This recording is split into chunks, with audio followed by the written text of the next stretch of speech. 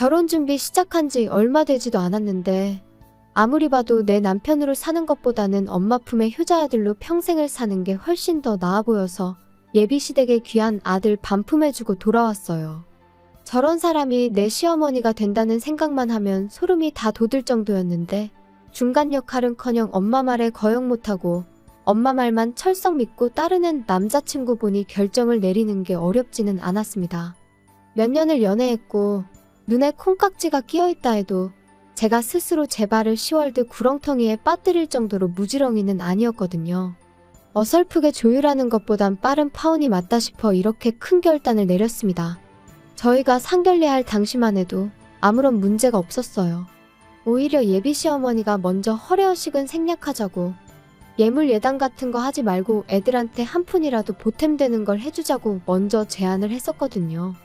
저희 집에서도 당연히 찬성을 했고 결혼도 반반 결혼 생각하고 있으니 얼마를 도와주시던 간에 똑같이 맞추겠다고 제안을 하셨는데 예비 시어머니가 먼저 집은 원래 남자가 해오는 거 아니겠냐며 그냥 혼수만 준비해오면 된다고 나왔습니다. 옛날이야 그랬지만 요즘 누가 남자가 집 해오고 여자가 혼수해가고 하면서 결혼을 하냐고. 부담 가지실 필요 없으니 반반 결혼하자고 한 번 더 물으셨는데 예비 시어머니는 절대 그렇게 할 수 없다고 단호하게 거절을 했었습니다. 반반 결혼을 한다는데도 계속 싫다고 우겨대는데 어떻게 별 수가 없었어요. 그래서 혼수 비용에 결혼식 비용, 신혼여행비까지 전부 저희 집에서 다 하겠다 말하고 그렇게 이야기를 정리했습니다. 친구들은 요즘 그런 시어머니가 어디 있냐며 저보고 전생에 나라를 구했냐느니 어쨌다느니 소리를 하면서 부러워했어요. 다들 부럽다 부럽다 하니까 저도 처음에는 좋은 시댁 만났구나 막연하게 그렇게 생각하고 있었죠. 그런데 그 해준다던 신혼집이 제가 생각했던 것과는 많이 달랐습니다. 집을 해준다니까 뭐 강남에 몇십억 하는 아파트를 들어가야겠다 그런 욕심을 부렸던 건 절대 아니었어요. 다만 신혼집의 위치라든지 그런 것들에 있어서 당연히 그 집에서 살아갈 저희에게 선택권이 있는 건 줄 알았거든요. 그런데 그런 게 아니었어요. 집은 이미 상견례, 아니 저랑 남자친구 결혼 이야기 처음 오가기 시작했을 때부터 구해져 있던 거나 마찬가지인 상황이었죠. 집을 해준다고 했지만 애초에 매매로 집을 해주는 게 아니었습니다. 전세로 들어가는 거였고 집주인은 다른 사람이 아닌 예비 시어머니의 친언니, 그러니까 예비 시이모님이었습니다. 남자친구네 이모가 누군가에게 전세를 주고 있던 집이었는데 그쪽 지역이 재개발 호재가 생기면서 전세 가격이 많이 올랐다고 하더라고요. 그런데 그 집에 먼저 살고 계시던 분이 오를 만큼 오른 전세금을 감당하지 못해 재계약을 못하고 나가게 되었는데 예비 시이모라는 그분이 욕심을 부렸는지 그 사람이 나간 뒤로 계속 빈집으로 놀리고 있었다고 하더라고요. 그런데 마침 저희 결혼 이야기가 오가기 시작했던 거고 예비 시어머니가 그 집에 전세를 얻어 저희 신혼집을 해주겠다는 소리였던 거예요. 애초에 반반 결혼이 성립이 안 되었던 건 전세금을 예비 시어머니가 해주는 거긴 하지만 결과적으로는 돌려받아갈 돈이니 저희한테 땡전 한 푼 안 도와주는 거나 마찬가지였던 거죠.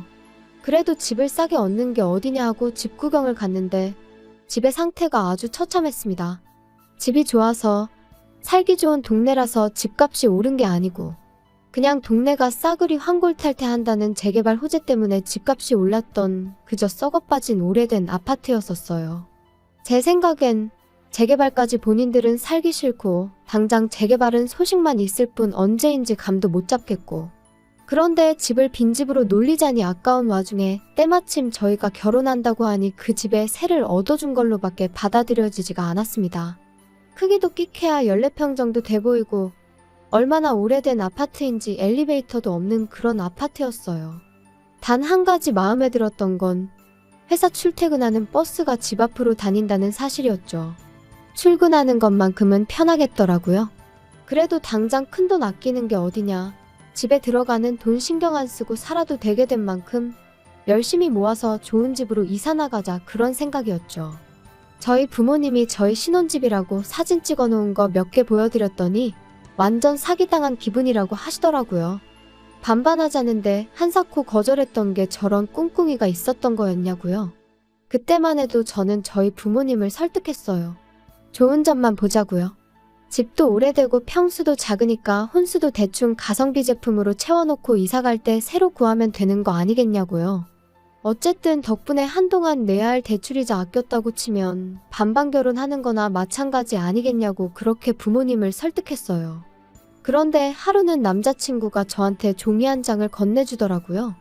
이게 뭐냐고 물었더니 남자친구도 자기도 자세히 안 봐서 잘 모르겠는데 엄마가 혼수리스트라고 적어준 거라고 하더군요. 남자친구 보내고 나서 집에 돌아와 그때가 돼서야 적어준 혼수리스트를 체크해봤습니다. 그런데 적혀있는 혼수리스트가 아주 가관이더군요. 일단 브랜드가 전부 국내 굴지의 대기업 제품들밖에 없었어요. 모델명에 색깔까지 자세하게도 적어줬는데 인터넷 찾아봤더니 심지어 두 브랜드에서도 제일 비싼 최고급 라인의 제품들이더군요. 조금 어이가 없었어요. 집은 언제부터 관리를 안 했던 건지 벽지도 다 누렇게 떠있고 바닥 장판도 여기저기 찢어진 곳 투성이에 심지어 요즘은 보기도 힘들다는 그 전통 한지 모양 장판이었거든요. 보아하니 리모델링을 해줄 리는 만무했고 저희 돈으로 대충 도배랑 장판만 할 계획이었는데 아무리 도배 장판을 새로 한다고 해도 샤시도 오래된 알루미늄제 샤시인데 그런 집에 가전가구만 최고급 최신형을 써야 할 이유가 하나도 없잖아요? 가전가구가 최고급 최신형이라고 썩은 집이 좋은 집이 되는 건 아니니까요. 어차피 열심히 모아서 이사갈 계획이 있긴 했지만 그때 가서 좋은 가전 좋은 가구 맞춰서 놓고 싶지 미리 사둔다고 생각하는 건 방법 축에도 들지 못했죠. 그때 가면 또 그때 돼서 최신형 최고급 제품이 따로 있을 텐데 미리부터 사서 썩은 집에 가전가구 모셔두는 게 무슨 의미가 있었겠나요? 끝까지 읽어보니 별게 다 들어가 있더라고요. 하도 오래된 구축이라 방음은 잘 되게 하겠다만 14평 집에 75인치짜리 TV는 왜 필요하고 홈시어터랑 안마의자는 또 왜 필요한지 싶었습니다. 애초에 저희가 TV를 그렇게 챙겨보는 스타일도 아니고 안마의자도 있으면야 편하긴 하겠지만 솔직히 저희 나이에 안마의자가 벌써부터 필요한가 싶기도 하고 거실이라고 저희 둘바닥에 누우면 꽉 차는 느낌인데 거기에 그런 초대형 TV에 음향 시스템까지 갖춰놓고 안마의자까지 놓는 생각을 하니 들어는 갈란지 발 디딜 틈이라도 있을런지 감도 안 잡히더군요. 방이 2개이긴 했는데 워낙에 좁은 평수였다 보니 거실이 더 좁아지는 구조였거든요. 애초에 그 커다란 TV가 아파트 중앙현관을 지나서 저희 집에 들어가기나 할까 싶더라고요.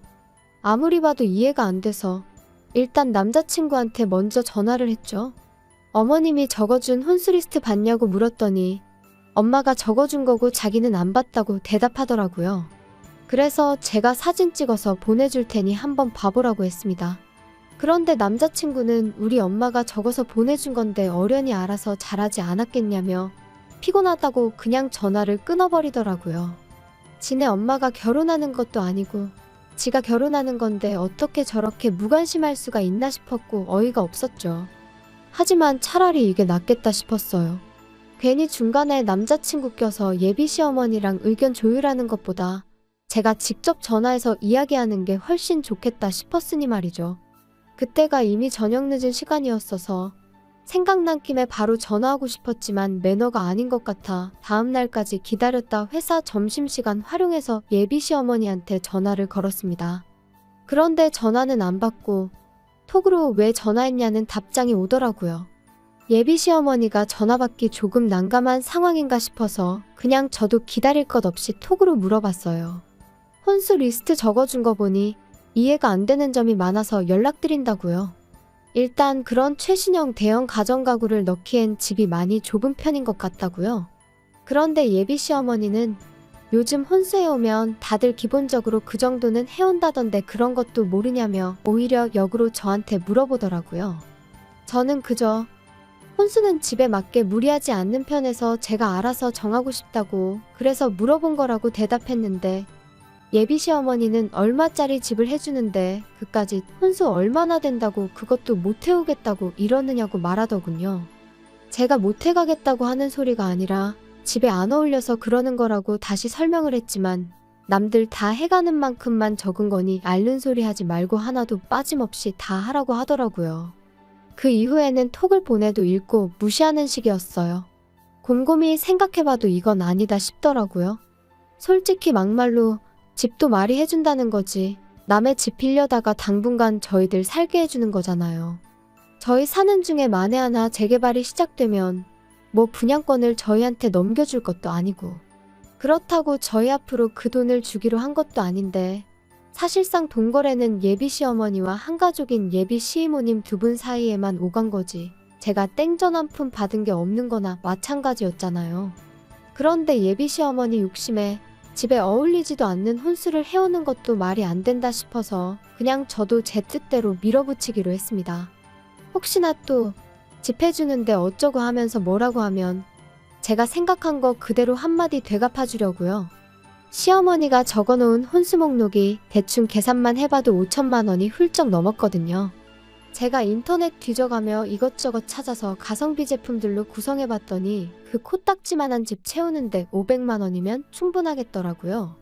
예비 시어머니가 아들 시켜서 저한테 종이 한 장 휙 던져놓고 통보식으로 혼수 목록 줬던 것처럼 저도 똑같이 제가 새로 고친 혼수 목록 톡으로 사진 찍어서 예비 시어머니한테 보냈어요.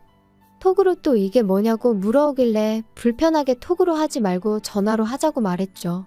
뭔가 싶었는지 이번에는 전화를 바로 받더라고요. 예비 시어머니는 전화 받자마자 내가 적어준 거에서 뺄 게 뭐가 있다고 그걸 네 맘대로 고치냐며 짜증 섞인 목소리로 말을 꺼냈습니다. 제가 보니 빼고 고치고 할 게 한두 가지가 아니라서 다 고쳤다고 이유도 다 설명드리겠다고 말씀드렸죠. 짜증난 시어머니 말투 뒤로 하고 제 할 말을 시작했어요. 방이 2개라고 에어컨 방마다 설치할 수 없으니 하나 빼는 거다. 건조기야 있으면 저희가 편하겠지만 안타깝게도 베란다가 너무 작게 나와서 설치조차 불가능하다더라. 그리고 저희들 맞벌이 하는 데다가 집에서 많이 먹어봐야 저녁 한 끼 먹는 게 고작인데 설거지할 게 얼마나 나온다고 식기세척기를 놓냐. 그래서 그것도 빼버렸다. 같은 이유로 양문형 냉장고도 필요 없다고. 냉장고에 들어간다고 음식이 안 상하는 것도 아니지 않느냐? 괜히 큰 냉장고 때문에 안 그래도 좁아 터진 집 더 좁아 보이고 전기세만 더 많이 나온다고. 그냥 적당한 크기의 냉장고로 바꾸겠다 했죠. 이런 식으로 하나하나 조목조목 이유를 대가며 바꾸는 이유랑 아예 목록에서 제외해버린 이유를 설명하니 예비 시어머니가 아주 잘났다고 벌써부터 돈을 이렇게 아끼는 걸 보니 조만간 부자 되겠다며 빈정거리는 말투로 말을 하더라고요. 하지만 그게 끝이 아니었죠. 아직 대망의 TV랑 홈시어터, 안마의자랑 고급 소파까지 거실에 들어갈 가전가구들은 시작도 안 꺼냈거든요. 솔직히 이 부분이 제일 거액이었다 보니 꼭 짚고 넘어갈 생각이었어요. 예비 시어머니한테 단도직입적으로 거실에는 테이블 하나랑 좌식의자 2개 정도 놓고 아무것도 놓을 생각 없다고 했습니다. 좁아 터진 집 넓어 보이려면 아무것도 없는 게 최고인 거 모르시냐고. 그리고 집에서 TV 볼 일도 거의 없는데 무슨 TV냐. 그냥 거실에서는 차나 가끔 마시고 휴식하고 싶을 때 쉬는 공간으로 쓸 계획이니 그런 고급 가전제품들은 하나도 필요 없다고 딱 잘라서 말했죠. 예비 시어머니는 TV도 없이 세상 돌아가는 소식은 어떻게 알고 살 거냐고 집에 TV를 안 놓을 생각을 하냐며 뭐라고 하길래 요즘 그런 건 TV 없어도 다 폰으로 보고 컴퓨터로도 볼 수 있는 거 모르시냐 했죠. TV 틀어봐야 재방송밖에 안 해주는 것 같은데 잘 보지도 않는 거 매달 요금 내고 그런 거 신경 쓸 바에 아예 TV 없이 지내보겠다고 말했습니다. 그랬더니 예비 시어머니가 그럼 안마의자랑 TV 그런 것들은 당신 집에 놓을 테니 생략하지 말고 당신 집에 가져다 놓으라고 하더군요. 그래서 제가 지금 무슨 소리를 하시는 거냐 했습니다. 혼수 이야기 하고 있는데 왜 신혼집 가전가구를 어머님 댁에 놓으라고 하냐고 되물었죠. 그랬더니 예비 시모가 생각해보라며 그래도 내가 집까지 해주는데 뭐라도 하나는 받아야 면이 좀 서지 않겠냐고 하는 거예요. 아니 상견례할 적엔 예물 예당 같은 허례허식은 생략하자고 하신 분이 이번엔 대놓고 시댁에 최신형 가전가구를 놓아달라고 요구하고 있으니 어이가 없었죠. 심지어 그것들만 해도 거의 2천만 원이 넘는 고가의 제품들이었거든요. 예비 시어머니는 계속해서 허례허식이 아니라 집 해주는데 혼수 고작 그거 해오면 수지타산이 안 맞지 않느냐며 계속해서 바꿔달라고 요구를 해오더군요.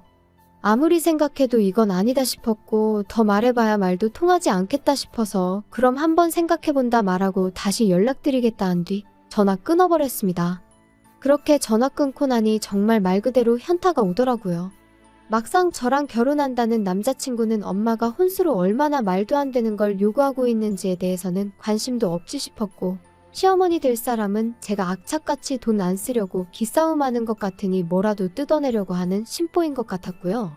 그러다 보니 아무리 생각해도 이건 좀 아니다 싶어서 그날은 퇴근하고 자취방이 아니라 부모님 집으로 돌아갔어요. 그리고 부모님한테 이 상황을 말씀드렸죠.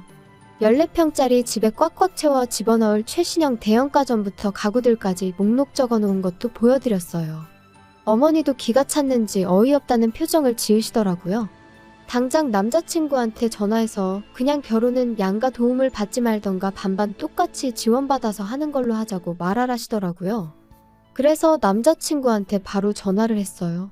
지금 상황을 충분히 이해가 되도록 설명을 해줬는데 남자친구는 그런 건 생각도 안 하고 바로 짜증부터 내더라고요.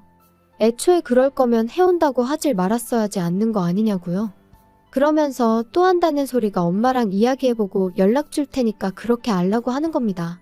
예비 시어머니만의 문제였다면 저희 부모님이 어떻게든 조율해보려고 도와주셨을 텐데 가만 보니 이건 비단 예비 시모 혼자만의 문제가 아니라 그 아들인 남자친구한테도 문제가 있다는 걸 알게 되었습니다. 저희 부모님도 그 상황을 두 눈으로 목격하시니 엄청 열받아 하셨어요.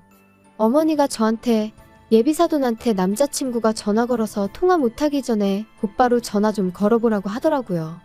남자친구가 예비시어머니한테 전화 거는 걸 미뤘던 건지 예비시어머니가 바로 전화를 받았어요. 바로 전화 받으실 분이 아닌데 생각해보니 제가 시댁가전 바꿔주는 걸 생각해보겠다고 말하고 전화를 끊었었다는 게 생각이 딱 나더라고요. 예비시어머니가 전화를 받는 걸 확인하자마자 저희 어머니께서 핸드폰 바로 뺏어다가 한마디 하셨어요. 이런 식으로 나올 거면 그냥 반반 결혼시키자고요. 예비 시어머니는 어떤 상황인지 곧바로 눈치를 챘던 건지 거기서 오히려 큰 소리를 치더군요. 아니 그럼 애초부터 해온다는 소리를 하지 말았어야 했던 거 아니냐? 그리고 한쪽에서 집해오면 반대쪽에서는 원하는 대로 혼수해오는 게 당연한 거 아니냐고 하는 겁니다. 그 말 듣자마자 저희 어머니가 다시 전화에다 대고 한 소리 하셨어요. 내가 단칸방 들어가서 월세 사는 한이 있더라도 지금 사는 집 저희 신혼집으로 쓰게 내주겠다고요. 집은 내가 해올 테니 예비사돈이 혼수를 해오는 걸로 하셔라 했습니다. 다 쓰러져가는 14평 쓰레기 아파트 가지고 혼수 5천만 원치 받으려고 했나 본데 우리 집은 당신 언니가 가지고 있다는 그 잘난 집보다 평수도 크고 집값도 훨씬 더 받는 거 알고 계시냐고. 그러니 우리 집 신혼집으로 내주면 아주 리모델링부터 시작해 가정가구에 자동차까지 싹 다 받아내야겠다 했습니다. 집 해오면 원하는 대로 혼수해주는 게 당연한 거라고 하셨지 않냐고. 어디 한번 얼마나 해오는지 한번 두고 봐야겠다고 으름장을 놓으셨죠. 그랬더니 이게 지금 경우없게 뭐하는 짓이냐고 따지더군요. 예의라고는 눈꼽만치도 없는 행동인 거 알고 그러는 거냐며 큰 소리를 치길래 제가 어머니한테서 전화기를 뺏어다가 예비시모한테 한마디 해줬습니다. 당신네들이 했던 거 그대로 똑같이 하는 건데 경우 없고 예의 없다고 하는 걸 보니 아줌마가 아들 결혼을 빌미로 얼마나 개수작을 부리고 있는지는 알고 있는 것 같아서 다행이라고요. 제 말을 듣고는 언성을 높이며 너는 시어머니가 아주 우습게 보이냐고 아주 시집 오면 버르장머리를 개조해줘야겠다고 겁을 주더라고요. 그래서 저도 한마디 해줬습니다. 아줌마 정신 차리라고요. 아직도 내가 결혼하고 싶어서 이러는 건 줄 아냐고 파혼하자고 하는 소린데 눈치 좀 챙기라고 한마디 해줬어요. 예비 시어머니가 저보고 말 다 했냐 그러길래 뭐 더 듣고 싶은 말 있으시냐고 한 번 더 듣고 싶으면 말만 하라고 했어요. 몇 번이고 더 해줄 수 있다고 말이죠. 그렇게 파혼하고 나니까 여태까지 결혼에 관심도 없어 보이고 엄마 말 거역하지 말라던 남자친구가 찾아와서는 한 번만 기회를 달라고 제 앞에 싹싹 빌더라고요. 그런데 그 모습이 전혀 신뢰가 가지 않았어요. 엄마한테 무슨 말이라도 듣고 찾아온 건 아닌가 싶더라니까요.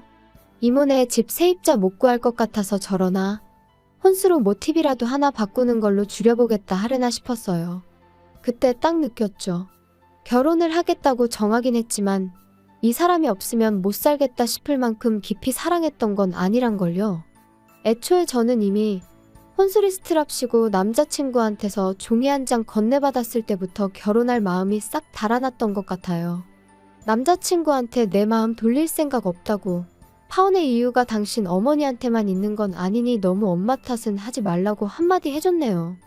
애초에 너가 나랑 결혼하고 싶었으면 나랑 너네 엄마랑 저렇게 개싸움 나게 두지는 않았을 거 아니겠냐고 하니 아무 말도 못하고 돌아가더군요.